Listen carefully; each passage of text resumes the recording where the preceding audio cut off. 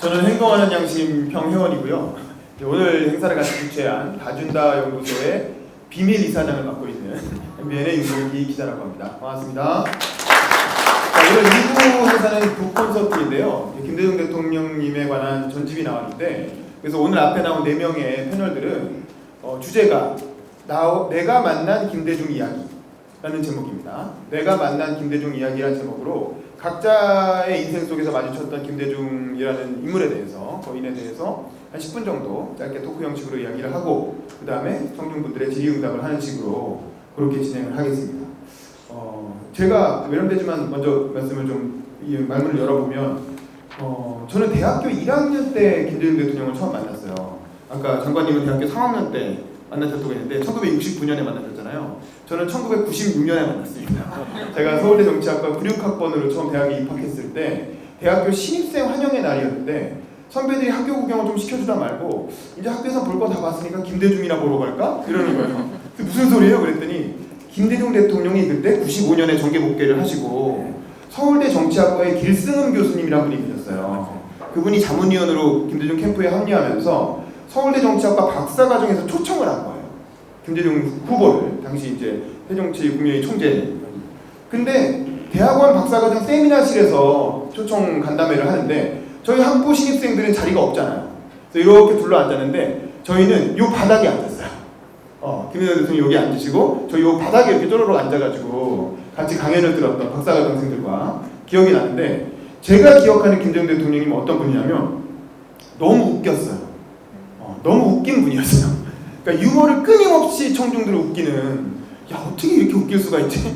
전 대학교 1학년이었고 그 전에 강준만 교수가 쓴 김대중 죽이기라는 책도 보고, 김대중 대통령에 대해서 굉장히 좀 무겁고 엄숙하고 굉장히 이제 그런 거물 정치, 더군다나 그때는 정계 복귀를 한 직후였고 원래 정계 은퇴를 했다가 복귀한 뒤였기 때문에 그렇게 이미지가 좋지 않았어요, 대학생들한테는. 그랬는데 그 자리에서 저는 정말 제가 평소에 가지고 있던 김대중이라고 하는 정치인에 대한 이미지와는 너무나 다른 모습에 깜짝 놀랐다. 왜 웃겼다고 생각했냐면, 김대중 대통령님이 감옥에 오래 이제 사형수로 수감되셨잖아요. 감옥에서 뭘 익혔냐면 젓가락으로 파리를 잡는 법을 익혔다는 거예요. 굉장히 진지하게 젓가락으로 파리를 잡을 수 있다는 얘기를 굉장히 설득력 있게 얘기를 하시는 거예요. 그리고 나서는 이제 또 저기가 내가 시공도 볼 수 있는데 이러면서 파리가 없네. 그리고 감옥에 있을 때 얘기를 많이 하셨거든요. 특히 사형 선고 당하셨을 때, 전두환 정권에 의해서 사형 선고 당하셨잖아요. 그런데 본인이 나는 전두환 정권에서 대통령 자리만 포기하면 부통령이든 뭐든 다 만들어서 줄 테니까 협력해라라고 했는데, 아까 김성재 장관님 말씀하신 것처럼 거절했죠.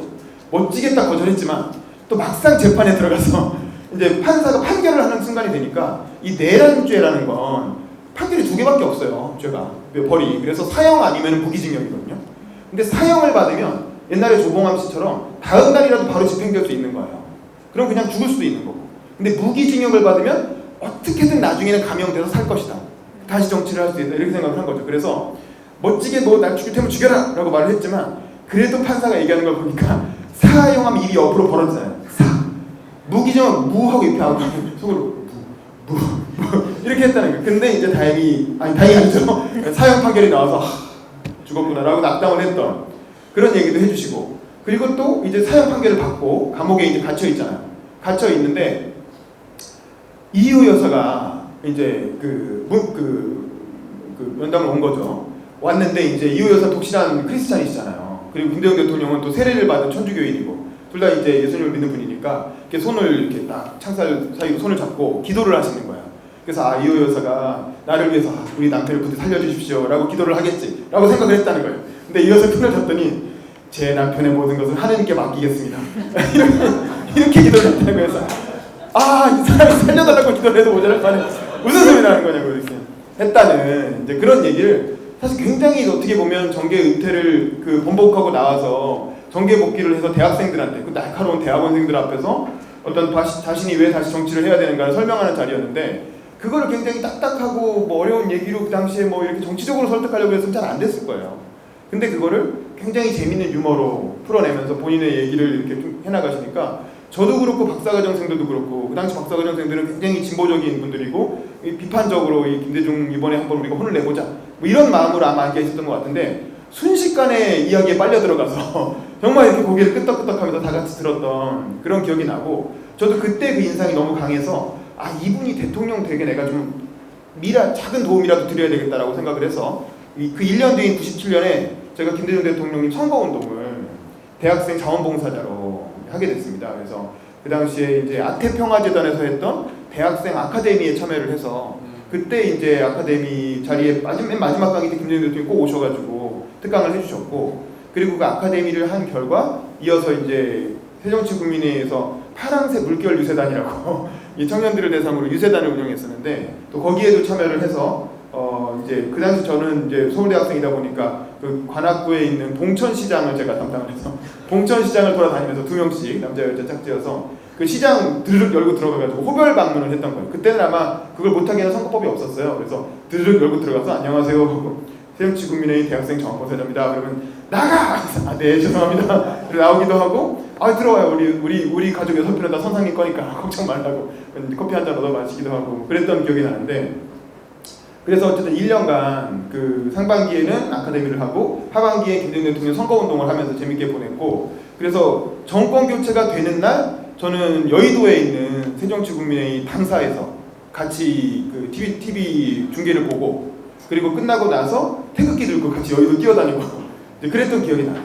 그래서 저는 참 이 김대중 대통령님에 대한 그래서 제가 처음으로 그 만든 대통령인 거죠. 저 개인적으로는. 그래서 저는 제가 제 인생에서 가장 기뻤던 날이 언젠가라는 걸 다시 돌이켜보면 제가 이제 40대가 됐는데 대학교 붙었을 때 하고 그리고 1년 뒤에 김대중 대통령님 당선됐을 때 정권 교체됐을 때 지금 생각해보면 나중에 취업하고 또 노무현 대통령 선거운동 했거든요. 노무현 대통령 당선될 땐 당선될 줄 알았어요. 왜냐면 여론조사 결과 다 우리가 듣고 있었기 때문에 그건 그냥 당연한 거라고 생각했고 근데 김대중 대통령님은 여론조사 결과를 아무리 들어도 못 믿었어요. 우리가 50년간 한 번도 선거로 정권 교체를 해본 적이 없는데 과연 할 수 있을까? 정말 되는 걸까? 마지막까지 의심했는데 근데 이제 그날 밤에 TV 토론 그 TV 개표 결과 당선되는 걸 보고 너무나 기뻤고 태극기를 들고 여의도를 뛰어다녔던 그런 청년이었습니다. 근데 지금 벌써 이제 40대가 돼서 이렇게 포커스트 자리에서 제 작은 경험이지만 여러분과 나눌 수 있어서 정말 영광입니다. 네, 반갑습니다. 더불어민주당 국회의원 정은혜입니다. 네, 반갑습니다. 네.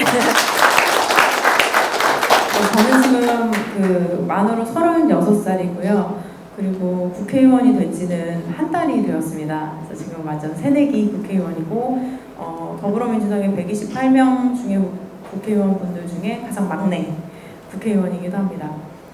제가 36이지만 저의 정당 경험은 지금 16년째 지금 이어지고 있는데요. 20살 때부터 2004년에 이제 열린우리당에 입당을 했습니다. 그래서 저는 앞으로도 여기 또 청년분들 많이 오셨는데 어린 시절부터 한다면 사실 30대도 어린 나이가 아니거든요. 충분히 할 수 있지 않을까라는 생각을 해봅니다. 제가 83년생이기 때문에 1925년생이신 김대중 대통령님을 뵙기가 사실은 좀 쉽지 않았는데요. 실제로 저는 김대중 대통령님을 만나본 적은 한 번도 없습니다. 아마 여기 계신 분들도 안 만나보셨던 분들도 많이 계실 거예요. 하지만 제가 정치를 시작하게 된 계기는 정말 김대중 대통령님 때문이라고 말씀을 드리고 싶습니다. 저희 아버지가 목사님이신데 되게 좀 개척교회를 하셨어요. 작은 교회였는데 이제 또 미혼모들을 도우시고 지역에 폐지 지우시는 어르신들을 많이 도우셨습니다. 근데 가계혼란자여서 제가 고등학교 때 이제 사실 교복도 살 수가 없었고요. 그래서 교복도 이제 선배 언니가 물려준 걸 입고 다니고 특히 지금 고교 무상교육이 됐죠. 사실은 그 이번에 고교 무상교육 법안을 제가 클릭해서 통과를 시켰습니다. 근데 당시에는 김대중 대통령님께서 대통령님이 되시고 나서 한 학급당 한 명씩 그 등록금을 면제를 해주겠다고 하시는 거예요. 가계곤란자 신청을 하면 면제를 해주겠다. 그래서 그 덕분에 저는 3년 내내 등록금을 내지 않고 다녔습니다. 그리고 나서 들었던 생각이 아마 그 정책 자체는 나라에서 그렇게 큰 정책도 아니고 예산이 많이 드는 정책도 아닐 텐데 그 정책 하나로 저는 직업학교에 갈 수도 있었는데 계속 공부를 할 수 있게 되고 대학을 갈 수 있었습니다. 그래서 결국에 지금의 자리까지 올 수 있었는데 그것들을 보면서 정책의 힘이 얼마나 큰가, 또 좋은 정책을 만드는 사람이 중요하지 않은가 이런 생각을 했습니다. 그래서 저는 고등학교 때 이제 야자라고 하죠. 야간 자율학습 시간에 옥중서신을 읽었어요. 그래서 김대중 대통령이 도대체 어떤 분이시길래 이런 정책을 만들었고 생각을 하신 걸까? 저는 이게 야자 시간에 옥중서신을 보다가 선생님한테 혼났어요. 뭐 이런 책 보면 대학 못 간다고. 이거는 대학이랑 아무 상관없는 책을 왜 이 시간에 보고 있냐고. 근데 그럼에도 불구하고 저에게는 굉장한 꿈이 있었습니다. 하지만 제가 뭐 공부를 그렇게 잘하지 못했기 때문에 또 이제 지방에 있는 학교로 가게 되었습니다. 하지만 또 뭐 지방에서 이제 수석으로 졸업하고 서울에 올라와서 이제 연세대학교에서 문정인 교수님의 조교를 하게 되었습니다. 그래서 또 김대중 대통령님에 대해서 또 많이 듣게 되었고요.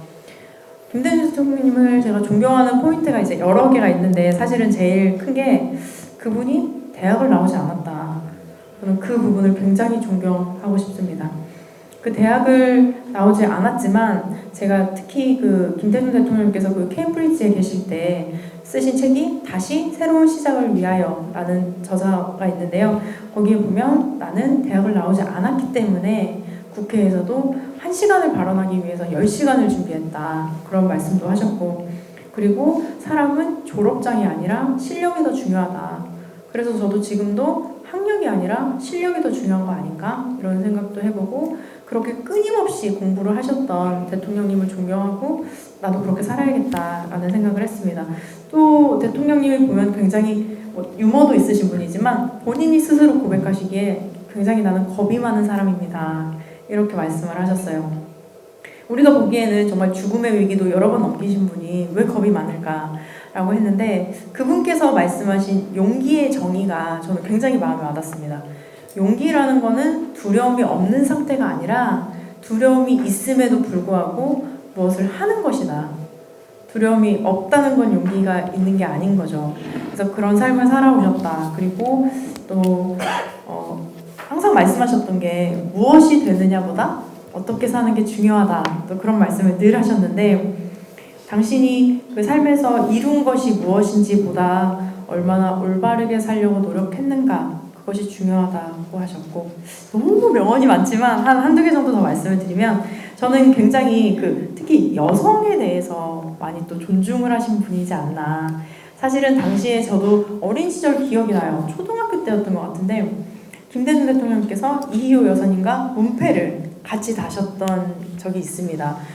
지금이야 뭐 너무나 일반적인 일이지만 그 당시에는 사실 가장의 문패만 걸려있었던 시절인데 아내의 문패를 걸어주시고 항상 그 옥중서신의 편지에도 존경하는 당신께 항상 존경하는 당신이라고 존칭을 쓰시고 존댓말을 쓰시고 그러면서 특히 실제로 정책적으로도 실현을 하신 거죠. 제가 국회의원이 될 수 있었던 것도 어떻게 보면 김대중 대통령님께서 여성을 비례대표에 의무적으로 넣게 하신 그런 조항을 만드셨기 때문에 가능했고 또 지금이 제가 또 산업통상자원 중소벤처기업부에도 있고 여성가족부에도 있습니다. 여성가족부를 또 만드신 또 그런 분이시기도 합니다. 그리고 마지막으로 제가 정말 존경하는 이유 중에 하나는 아까 장관님께서도 말씀하셨지만 용서하는 삶? 너무 힘드셨을 것 같아요. 그게 정말 사랑이 마음에서 나와야 하는 건데 그 모든 것들을 다 극복하시고 정말 나를 죽이려고 했던 사람까지 용서하셨다는 거는 사실 젊은 나이에 저로서는 도저히 이해할 수 없는 그런 사랑이자 희생이었다고 생각을 합니다. 그래서 뭐 오늘도 지금 이렇게 일기장을 마지막에 주셨는데 이 일기장도 제가 뭐 잠깐 읽어봤고 예전에도 많이 읽었던 내용이긴 하지만 거기도 항상 아까 보니까 뭐 설날이다. 근데 뭐 설날이라서 정말 많은 사람들이 이동을 한다. 근데 정말 지금 임금을 받지 못하는 노동자들도 있고 정말 추위에 힘들어하는 분들도 계신데 그런 사람들이 나는 마음이 더 간다라는 식의 그런 또 일기를 쓰시기도 했는데요. 정말로 사랑이 뭔지를 아셨던 분이다. 특히 아내와 있을 때는 나는 정말 행복하다. 뭐 이런 말씀도 많이 하셨는데 특히 가족을 사랑하고 또 나라를 사랑하고 사람을 사랑하셨던 분이다. 그래서 사실 그런 얘기가 있죠.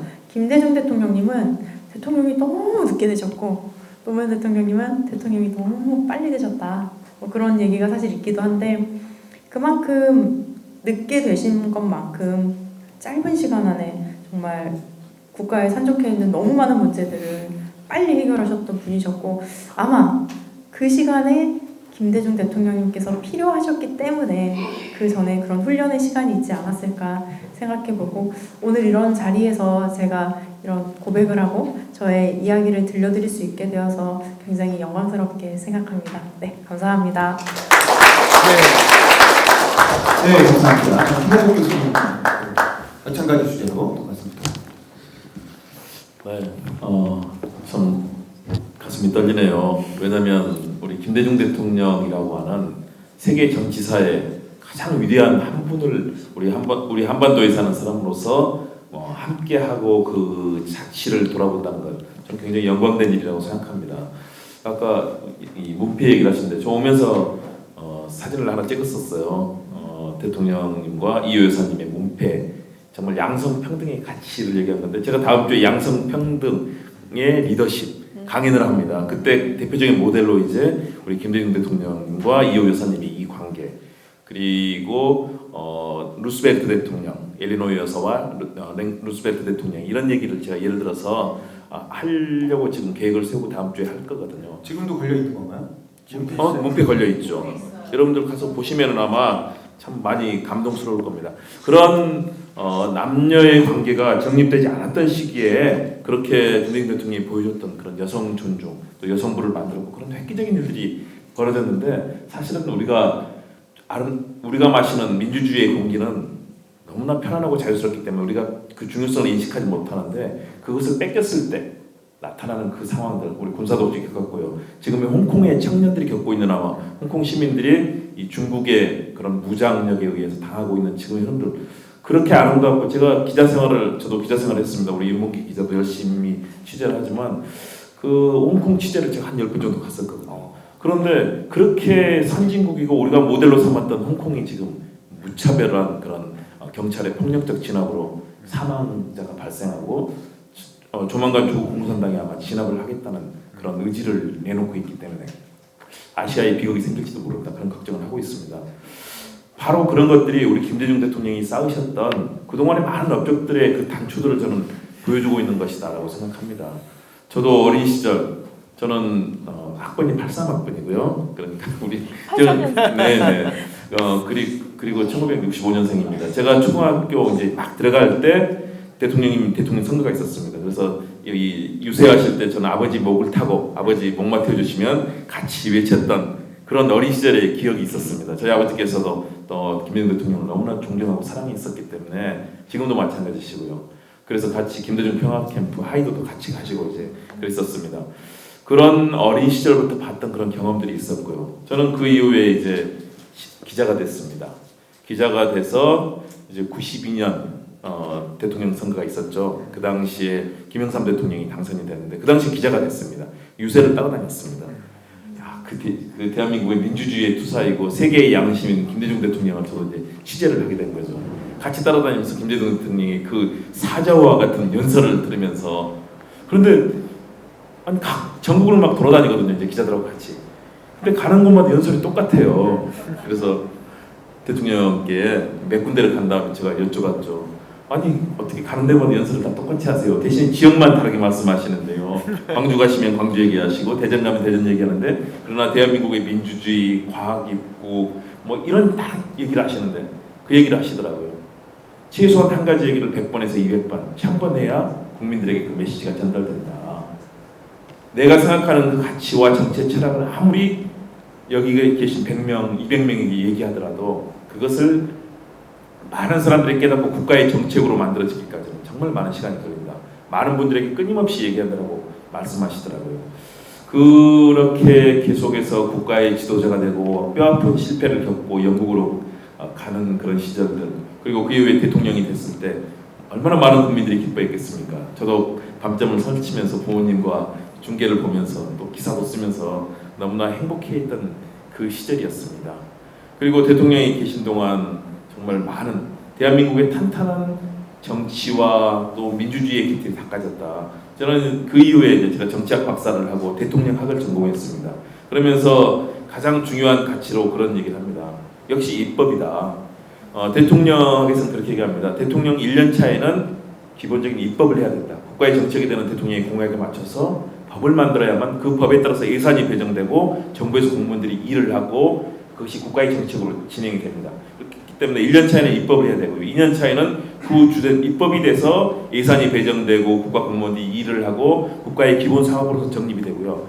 그것이 3년 차 때는 상당히 본격적인 많은 실행이 돼서 그 이후에 나머지 이제 이 다음 선거로 가는 기점에서는 그 후임자가 또 역할을 하게 되고 이런 흐름으로 가야 되는데 지금 문재인 정부가 가장 겪고 있는 이 아픔 중에 하나는 입법이 거의 되지 않고 있다. 20대 국회 들어와서 내놓은 법안들의 통과율이 지금 28% 정도 됩니다. 과거 정부는 60%에서 40% 정도 됐거든요. 김대중 대통령 당시에는 초기에 그런 입법화들이 많이 이루어졌고 바로 아까 우리 김성재 장관님께서 얘기해 주셨던 그런 부분입니다. 야당을 어떻게든 설득하고 또 싸우더라도 그 결과를 만들어내기 위해서 입법을 해야 되고요. 그것은 대통령의 성과를 만들어내는 가장 중요한 일이었다. 그리고 제도적 기반을 만드는 것이었습니다. 그래서 인권위원회를 만들고 여성부를 만들고 다양한 역할들을 한 것들 이런 측면을 정치학적인 측면에서 본다면 가장 이상적인 그런 정치를 했다. 그러나 대통령께서는 성공적으로 정권을 재창출하고 그 이후에 또 노무현 대통령의 그런 서거라든가 다양한 그런 정치적 흐름 속에서 위대한 업적을 이뤘지만 우리 정치의 양극화 때문에 그 인정을 받지 못하고 있는 측면이 있다고 봅니다. 저는 그런 가운데 어렸을 적에 이 아버지의 목마를 타고 환호했던 김대중 대통령 그리고 대통령이 되셨을 때 기자 생활하면서 봤던 대통령 그리고 나중에는 이제 서거하신 이후에는 또 행동하는 양심을 같이 하고 제가 최근에는 또 김대중 대통령 10주기 현충원에서 행사를 원래는 우리 김성재 장관님께서 사회를 항상 보셨습니다. 그런데 올해 처음으로 제가 이제 그과 공식 장례식 사회를 봤습니다. 그 자리에서 이 사회가 사실 대단한 거거든요. 제가 그 자리에서 총리님 나오세요. 그럼 총리 나와서 인사하시고 그다음에 국회의장님 나오세요. 그랬더니 문희상 의장 나와서 또 하시고 그다음에 5당 대표 이해찬 대표, 그다음에 황교안 대표 나오세요. 해가지고 인사시키고 이 사회자가 그런 걸 합니다. 그리고 그것을 김대중 대통령이 업적을 추모하는 자리고 또 10주기에 명복을 비는 그런 자리 아니겠습니까? 그리고 제가 이제 6.15하고 또 12월에 노벨상 관련 행사의 공식 사회자로 제가 지금 이제 2년째 계속 하고 있습니다. 그러니까 어린 시절 대한민국을 이끈 가장 위대한 정치인을 그리고 또 그 정치인을 존경하고 사랑했었고 이제는 돌아가신 뒤에는 제가 그런 추모하는 자리에서 공식 사회자로서 지금 역할을 하고 있는 게 저로서는 굉장히 큰 영광입니다. 그런데 그 영광의 근저에는 역시 김대중 대통령의 정말 자신의 삶을 헌신하고 모든 것을 바쳐서 이루어냈던 대한민국의 민주주의와 정의 그리고 사회적 제도들이 있다라고 생각합니다. 그랬기 때문에 위대한 대통령이 됐다. 그래서 제가 정치학자로서 조금 더 기여를 한 바가 있다면 제가 넬슨 만델라 대통령에 대한 책을 제가 썼습니다. 아마 번역서가 아니고 만델라 대통령에 대한 책을 쓴 사람은 국내에선 제가 처음이고 지금도 뭐 거의 유일하다고 볼 수 있는데요. 그 책을 썼던 이유가 바로 그겁니다. 김대중 대통령을 알리고 싶은데 김대중 대통령을 바로 내놓으면 바로 공격이 들어옵니다.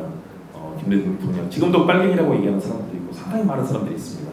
그래서 넬슨 만델라 대통령의 삶과 철학, 인생 역사를 얘기하면서 김대중 대통령과 같이 가져왔던 정치인으로서의 소통과 넬슨 만델라 대통령과 김대중 대통령은 서로의 안경과 쓰던 그 서류 가방을 서로 교환하고 할 정도로 굉장히 우정과 또 사랑을 나눈 친구였습니다.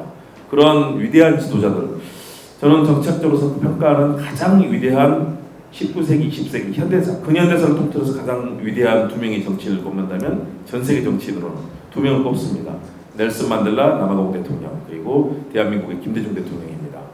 다른 사람들도 뭐 얘기들 합니다. 레이건, 뭐 대처, 뭐 여러 사람도 얘기하지만요. 진정으로 민주주의를 위하고 뭐 여러 가지 이런 억압과 탄압 속에서도 그 가치를 잃지 않았던 그런 위대한 정치인이라면 두 사람이 아닌가 싶습니다. 그런 세계사적인 역정에서 우리 한반도의 6.15 남북 공동선언을 비롯해서 수많은 일들을 이룬 그 일들이 너무 많아서 사실은 열거하기 힘들 정도인데요. 저희는 그 가치들을 기리고 추모하는 자리에 오늘 자리가 상당히 의미가 깊다고 봅니다. 젊은 청년들이 사실은 가장 많이 오셨어요. 이 자리에서 이루어진 많은 행사 중에서 오늘처럼 젊은 목소리, 젊은 얼굴이 보인 적이 드뭅니다. 우리 젊은 청년들 박수 한번 보내주십시오. 그래서 저는 이렇게 우리 사회가 같이 나누고 청년들과 소통하면서 그런 가치들, 정치의 가치, 김대중 정신이라는 가치를 이어간다면 우리는 진정한 민주주의의 최고 선진국이 될 거다. 촛불혁명으로 이룬 그 가치를 이제는 더 실천해 나갈 때다. 그런 의미에서 오늘 장관님의 좋은 강연 그리고 두 청년들의 이 여러 가지 재밌는 얘기들 너무나 감동 깊게 들었습니다. 일단 또 말씀 이어가겠습니다. 네, 감사합니다. 장관님도 아까 거의 한 말씀 그러면 플로어에서 질의응답을 좀 해보도록 하겠습니다. 그래서 저희 4명의 패널들에게 궁금한 점이라든가 혹은 김대중 대통령님과 관련해서 꼭 이 자리에서 공유하고 싶은 그런 말씀이 있으신 분들은 손을 들고 발언을 신청하시면 마이크를 드리도록 하겠습니다. 궁금한 점이나 소감 있으신가요? 옆순으로 맨 뒷거부터 하면 말씀하신 대로 아키노는 필리핀의 5대 우리말로 하면 대재벌 가문의 하나예요. 지금도 필리핀은 지금 두테르테도 마찬가지고 거기가 계속해서 합니다. 그런데 이제 그 중에서 그것을 민주적으로 하려고 했던 것이 아키노였고 그렇게 했는데 그러니까 돌아갈 때 암살을 당한 거죠. 다른 그 세력들에 의해서. 그리고 김대중 대통령하고는 하버드에서 같이 연구 활동을 같이 했고 그 인연으로 이제 자기가 먼저 갈 때 쓰던 타이프라이터를 김대중 대통령에게 줘서 그것이 여기 도서관에 있는 것이고요. 그래서 그걸 했기 때문에 아까 말씀드린 대로 김대중 대통령이 85년 2월에 귀국을 강행을 하니까 말렸는데 그래도 강행하니까 미국의 소위 민주공화 의원들, 상하 의원들이 같이 동승을 했고 교수들이 동승했고 또 목사들이 동승했고 하면서 한 30여 명이 같이 비행기 동승했는데 내리지를 못하고 다시 돌아가고 대통령은 뒤에서 그냥 많은 군중들이 와서 막 환영들 하고 저도 거기 나가 있었는데 보지도 못하고 뒤로 차로 빼서 집에 와서 연금 상태로 들어간 거죠.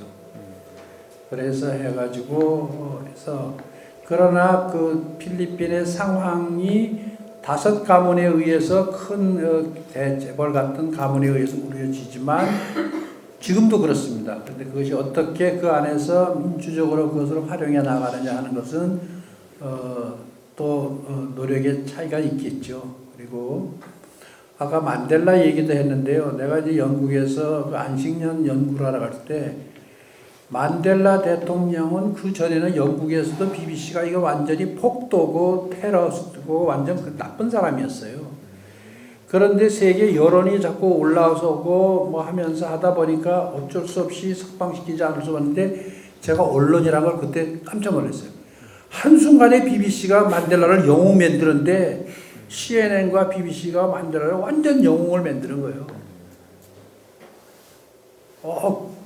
그러니까 그동안에는 전부 테러리스트고 뭐 나쁜 사람이 됐던 게 전부 그 다음에는 이제 좋은 쪽으로만 여론이 형성돼 가는 그걸 보면서 이게 국제 정치도 그렇지만 언론이라는 게 얼마나 중요한 건가 제대로 보려고 안 하고 영국이라는 나라도 민주주의가 언론의 자유가 있다는 나라도 사실은 BBC가 그랬거든요.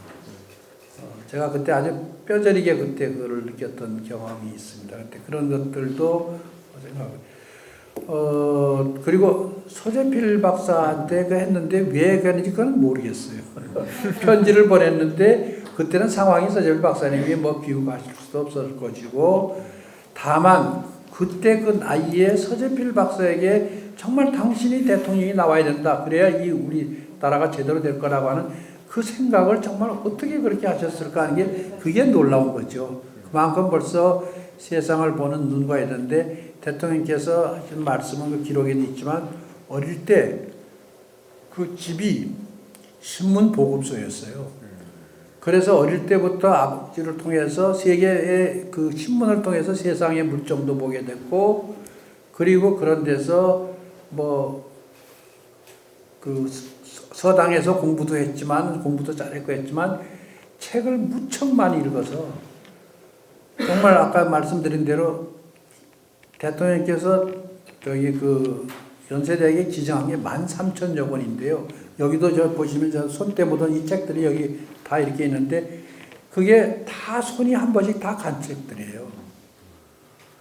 그거 시간으로 따지면 어떻게 읽었을까 도저히 상상이 안 될 정도로 언제나, 그리고 국회의원 시절에 가장 도서관을 많이 찾은, 그리고 언제나 무엇을 한마디를 하더라도 언제나 철저히 준비를 하고 해야지 순발력 갖고 한 번이 없어요. 그래서 모든 시민단체들이나 주변에 있는 사람들이 대통령이 와서 뭔가 인사말이하거나 격려하면 꼭 그 단체나 그 사람에 대한 생각을 미리 다 해가지고 그걸 딱 집어서 예를 들어서 얘기를 하지, 그냥 가서 뭐 정치적으로 뭐 이렇게 얘기하는 그런 게 없어요. 그래서 김대중 대통령을 국내뿐만 아니라 해외에서 만난 사람은 전부 김대중 사람이 돼요. 그런 정도로 적극적으로 그 사람에 대해서 전부 연구하고 생각하고, 그래서 그 사람의 좋은 점, 아까 얘기한 대로 좋은 점도 얘기하고, 그리고는 인정할 건 인정하고 자기의 의견은 아주 일목요연하게 정리해서 딱 상대방이 알아듣기 쉽게 얘기를 하고, 그 준비를 철저히 하는 거죠. 여기서 내가 하나 더 예를 들면 남북 정상회담을 하는데 사실은 아무런 남북 정상 간에 어떻게 회담을 할 것인가 하는 프로토콜이 아무것도 없었어요. 적어도 정상 간의 회담을 하면 실무자들이 전부 만들어가지고 프로토콜 있고 하지 않습니까? 아무것도 없었어요. 북에서는 무조건 오시라고요, 이거예요.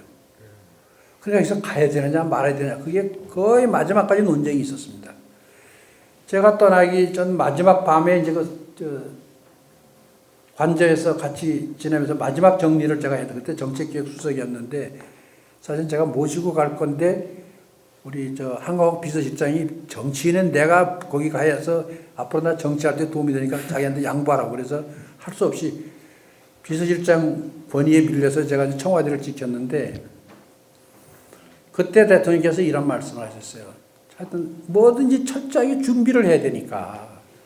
그래서 김정일 위원장하고 김대중 대통령하고 회담을 할 때 어떻게 할 건가 해서 대역을 놓고 다 연습을 했어요. 국정원 그때 차장이 당신복이 김정일 국방위원장 하라고. 그래서 나를 대통령이라고 생각하지 말고 김정일 국방위원장이라고 생각하고 하고 싶은 얘기나 뭐 한 거를 내가 이렇게 얘기하면 얼마든지 얘기를 해라. 당신 북한 연구한 걸로 해가지고. 그거 연습을 다 했어요. 그리고는 했는데 이제 마지막 밤에 저거 말씀이 협상을 할 때는 적어도 몇 가지 원칙이 있다, 5가지 원칙. 첫째는 상대방의 말을 철저히 들어라. 그 뜻이 무엇인가를 헤아려서 파악을 하라. 자기 마음에 안 듣더라도 아니란 말을 먼저 하지 마라. 절대로 상대방의 말을 철저히 듣고 그 본심이 뭔가까지를 파악하려고 노력을 해라. 두 번째는 자기가 할 말을 아주 간결하고 정말 상대방이 이해하기 쉽게 분명히 정리해서 말을 해라. 중언부언해서 하면 안 된다. 세 번째는 서로가 의견이 다를 때 그거를 완전히 내 것으로 완전히 만들려고 그러지 말고 타협할 거는 타협을 해야 된다. 그러나 원칙이 아닌 것은 끝까지 그것은 양보하면 안 된다. 그래서 윈윈하는 그것으로 가야 된다. 네 번째는 협상이 성공했을 때는 당신의 덕이다 라고 얘기를 해라. 다섯 번째가 제일 중요합니다. 협상이 끝나고 돌아온 다음에는 절대로 상대방에 대해서 부정적이거나 험담 같은 얘기를 하면 안 된다. 그래서 김대중 대통령이 정상회담하고 와서 김정일 국방위원장을 세계적인 리더로 띄워줬지 않습니까? 아주 영민하고 뭐 하니까 김정일 국방위원장이 나보고 술 먹고 뭐 여자들하고 놀고 뭐 숨어 지낸다는데 내가 언제 그랬습니까? 뭐 이런 거 농담도 하고 할 정도로 분위기를 다 풀어줬거든요. 그런데 사실 이호 여사님이 그때 쓴 글에 의하면 그 정상회담을 할 때 얼마나 심혈을 기울였는지 그 갔을 때 그 뒷모습, 걸어가는 뒷모습이 자기가 평생 봤을 때 가장 고독한 모습이었다 이렇게 해요. 그런 정도로 내가 죽을 힘을 다해서 이건 노력하려고 해서 그 준비를 했는데도 불구하고 이제 그런 거죠. 그게 이제 그런 네. 그래서 하고 아까 이호 여사님 여기서 이제 연결시키면 이호 여사님은요. 김대중 대통령 못지않게 내가 그래서 지난번 6월에 소천하셨을 때 내가 이호 여사님의 사회장 이름을 여성 지도자 영부인 이호 여사 장례식 이렇게 붙였거든요. 그랬더니 많은 분들이 저한테 막 문제를 제기했어요. 영부인이면 영부인이지 왜 앞에다 여성 지도자를 왜 붙이냐. 전부 김대중 대통령의 내조자처럼 이렇게 생각했는데 아니다. 우리나라의 최초의 여성운동에 불을 붙인 사람이 이호 여사고 그런 분이 김대중 대통령의 그 정치적 미래를 보고 과감하게 결혼을 하셨죠. 그리고는 철저히 존중을 했어요. 아주 단적인 예로 청와대에 들어가서 아까 우리 김원국 교수가 그 얘기를 했는데 이제 만찬을 하든지 뭐 이런 행사를 할 때면 대통령이 이제 그 말씀을 하시잖아요. 그럼 이호 여사님은 가만히 앉아서 2시간 동안 그냥 가만히 정성스럽게 들어요.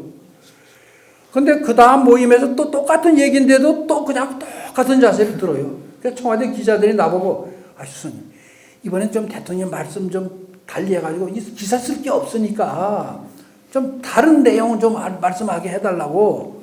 그런데도 대통령님은 또 똑같은 얘기를 해요. 또 아까 김홍국 교수 얘기 말해요. 이걸 계속 얘기를 해서 머리에 뇌리에 들어가야 이것이 되지 내가 그냥 하는 말이 아니다. 그래서 준비 안 하고 쉽게 하려고 한 게 아니거든요. 근데 그 똑같은 말을 나도 수적으로 계속 배석하니까 저 똑같은 말 또 하시는구나. 그 다음에는 뭐지? 물론 말씀 자료를 제가 더 준비를 해드렸고 했으니까 그렇지만 근데 이 여사님은 그걸 매번마다 경청을 하시는 거예요. 그냥 기자들이 아주 놀랐어요. 감탄을 했어요. 그리고 이호 여사님이 이제 여성 지도자로서 이렇게 역할을 했으니까 김대중 정부에서 뭐 양성평등법, 그 다음에 여성부 만든 거 뭐 이런 거 다 하니까 여사님이 다 하신 줄 알고 자꾸 여성단체에서 인터뷰하러 와요. 그럼 여사님이 내가 한 게 아니에요. 대통령이 먼저 다 했어요. 대통령이 하셔서 그분이 다 하신 거예요. 이렇게 얘기를 해요. 그리고 대통령 선거운동할 때는요. 대통령보다 더 부지런히 다녔어요. 밤늦도록. 그리고 연설을 얼마나 잘하셨는지 대통령님을 초청하는 것보다 이호 여사님을 초청하는 데가 더 많았어요. 그런 정도로 철저히 하면서 내조도 하면서 자기 할 거는 하고 언론에 나온 대로 야당보다도 더 야당스럽게 아닌 건 아니다고 대통령한테도 말씀드리고 했던 그런 관계인데 마지막 어떤 관계냐?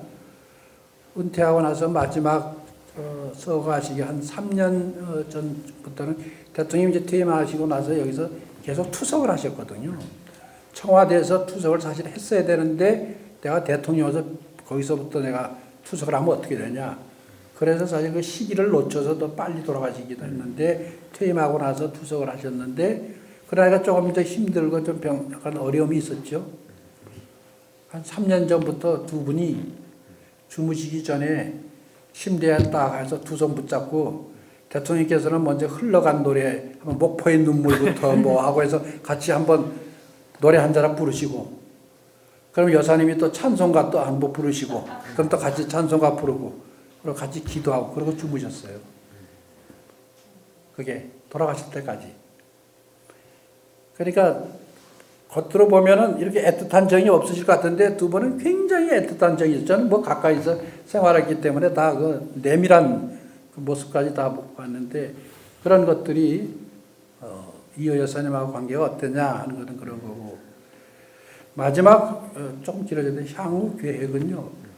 사실은 제가 아까 그랬지 않습니까? 대학 교수도 포기하고 여기 와서 이거 했고 저보고 다른 기회 못했지만은 저는 제가 역할을 할 수 있을 만큼은 어쨌든지 김대중 대통령에 대한 이것을 함께 나눌 수 있는 이런 기회들을 계속 만들어 가려고 합니다. 그래서 제가 김대중 아카데미라는 것을 시작을 해서 몇 번 했어요. 제가 김대중 아카데미 원장이기도 하거든요. 그런데 이게 이제 정치 바람 때문에 자꾸 마다 보면 이런 말 저런 말 있다 보니까 할 수 없이 중단을 했는데 오늘 제가 여러분들 보니까 야, 이 김대중 아카데미를 다시 시작해야 되겠구나 희망을 가지게 됐습니다. 앞으로의 희망이 뭐냐? 김대중 아카데미를 하고 싶은 겁니다. 감사합니다. 자, 그러면 이제 시간이 많이 흘러서 마무리를 해야 되는데 그래도 그 전에 마지막으로 질문을 하고 싶으시거나 아니면 질문이 아니어도 소감 꼭 하고 싶은 얘기 있으면 몇 분만 듣고 마치겠습니다. 네, 감사합니다. 자, 그러면 마무리를 할 텐데요. 우리 패널들이 마무리 발언을 해주실 텐데 지금까지 나온 질문들을 하나씩 정해서 미래의 김대중을 어떻게 뽑을 것인가 라는 질문을 해주셨거든요. 그거는 정은혜 의원님이 마무리 발언을 1분 정도 해주시면 좋을 것 같고요.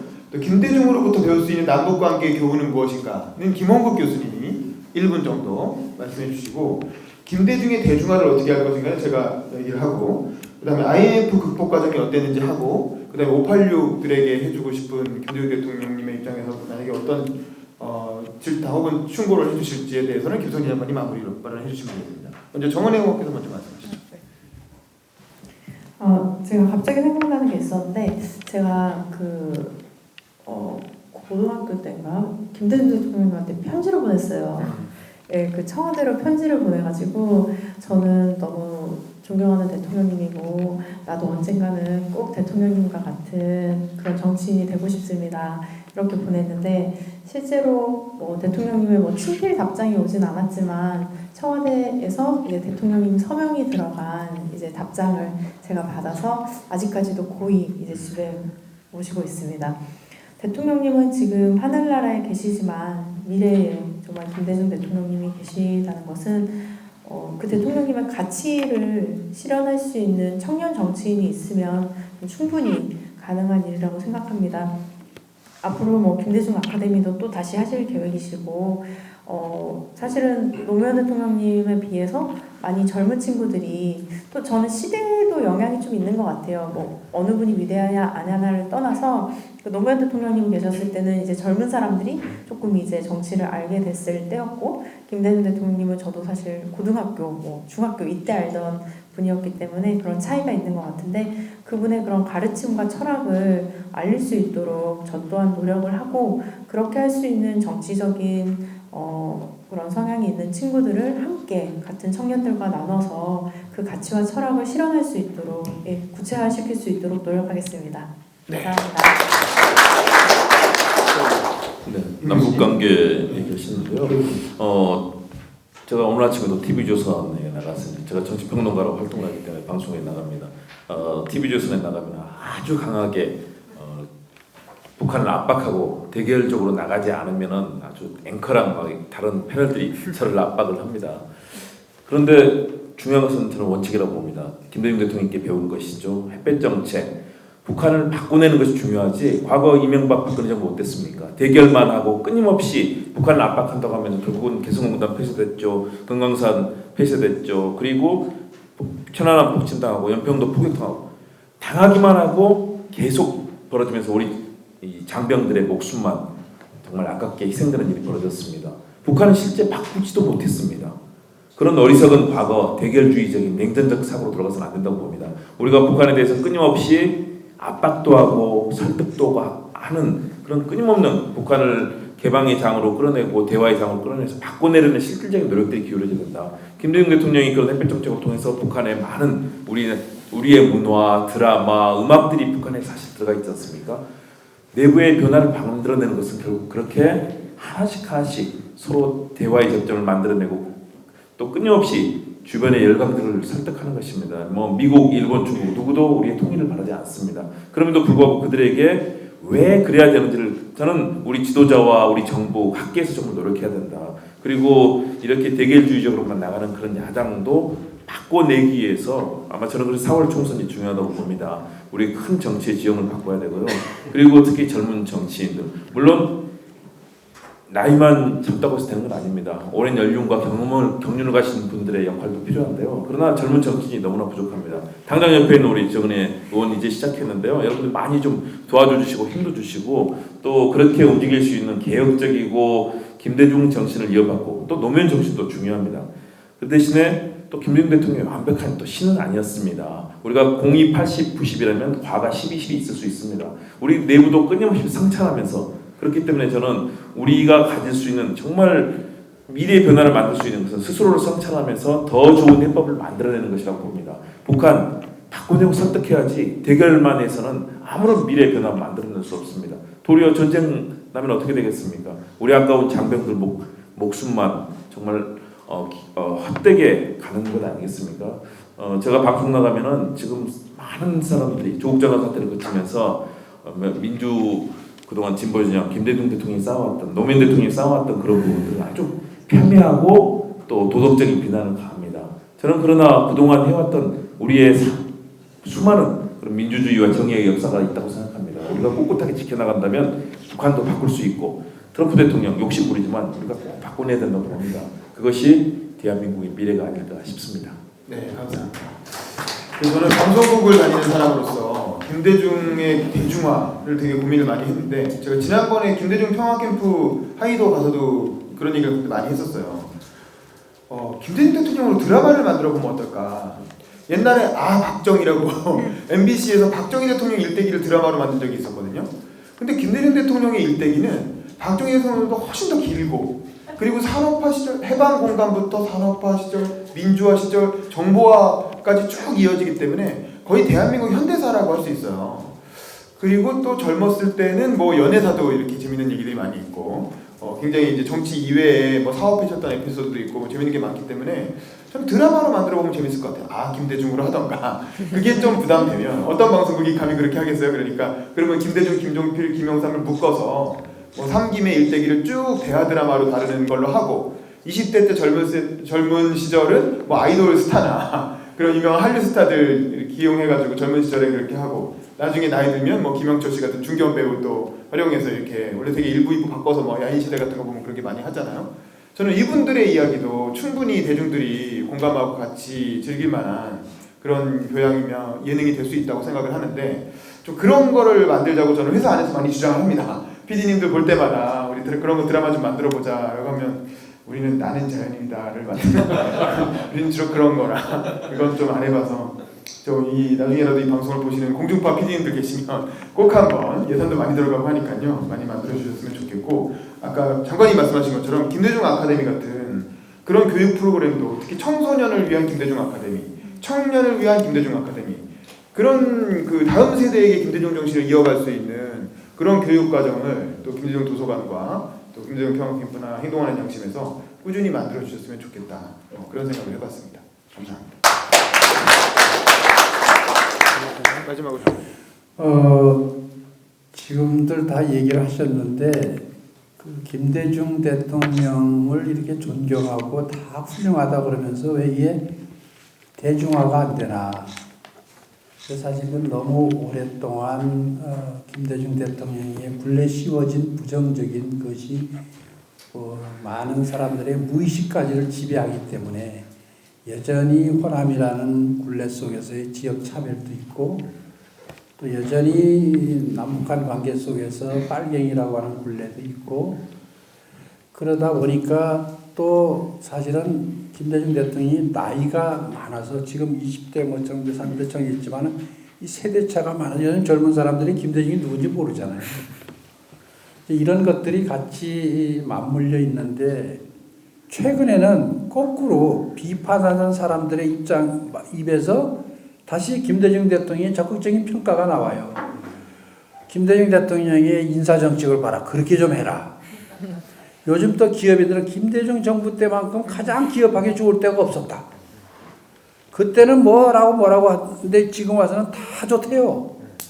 그러면 이제 때가 왔는가 보다. 이제 그런 거죠. 현 정부에게 뭔가를 얘기해 주고 싶은 게 뭐냐 하면 흔히들 얘기하지만 다시 새기는 건 뭐냐면 대통령께서 서생적 문제인식과 상인적 감각이라는 이 실사구시적인 그리고 망원경적인 역사인식과 현미경적인 현실 파악 이게 필요하죠. 그러니까 이 정부에 들어가는 이제 386 이제 586도 있지만 과거에 80년대에 가지고 있던 이념들이 소중하고 그 원칙은 중요해요. 근데 오늘의 시대로 보면은 이 현실 앞에서 실사구시적으로 탄력적으로 가야 될 건데 그거를 그냥 적폐라는 이름으로 그냥 돌진만 하다 보니까 이런 자기 모순에 빠지면서 자꾸 움직이니까 다른 한편에서는 요즘 와서 조금 뭐 주 52시간 또는 뭐 최저임금 뭐 이런 걸 좀 조절해 보자 하니까 민노총이랑 정부에서 우리가 촛불혁명으로 이루는 걸 네가 바꾸냐?